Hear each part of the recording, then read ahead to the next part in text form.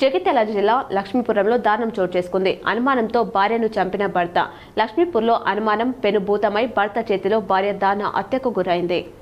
Jagtial rural మండలం లక్ష్మీపూర్ గ్రామానికి చెందిన ఆదరవేణి మల్లయ్య సత్యవ దంపతులకు కొడుకు కూతురు ఉన్నారు. కొడుకు హైదరాబాద్లో ఓ ప్రైవేట్ ఉద్యోగం చేస్తూ అక్కడే ఉన్నాడు. కూతురు ఇంటి వద్దే ఉంటుంది. గత కొంతకాలంగా భార్యాభర్తల మధ్య గొడవలు జరుగుతుండగా నిన్న మరోసారి ఇద్దరి మధ్య గొడవ జరగగా ఇంట్లో ఎవరు లేకపోవడంతో అతను చూసి భార్యాభర్తను గొడ్డలతో మెడ నరికి హత్య చేసినట్లు స్థానికులు తెలిపారు. భార్యపై అనుమానంతో ఈ ఘాతకానికి పాల్పడినట్లు స్థానికులు భావిస్తున్నారు.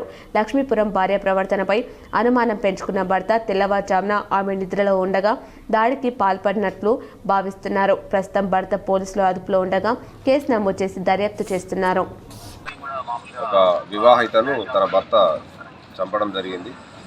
ఈరోజు తెల్లవారుజామున సమయం సుమారు 2 గంటలకు భార్యాభర్తలు ఇద్దరే ఇంట్లో ఉన్న సమయంలో వాళ్ళిద్దరికీ వ్యక్తిగతంగా ఉన్న సమస్యల వల్ల గొడవల వల్ల అది మనసులో పెట్టుకొని భర్త భార్యని కత్తితో గొంతు కోసి అదేవిధంగా గొడ్డలితో నరికి చంపడం జరిగింది.